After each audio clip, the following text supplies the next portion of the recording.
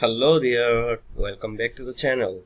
In this quick video, I am going to show you how to remove a vehicle from your Uber driver app in just a few taps. Whether you are switching cars or cleaning up your profile, it's super easy, so let's get started. First, open your Uber driver app. Tap the menu icon in the top left corner of your screen. From the menu, tap on Account, then select Vehicles. Find the vehicles you want to remove and tap on it.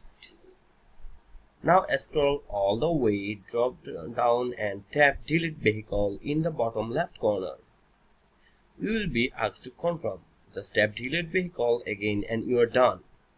If you are managing multiple vehicles or drivers, check out the Uber Fleet app. It's available on Android and helps you manage your business faster and more efficiently, all from your mobile devices.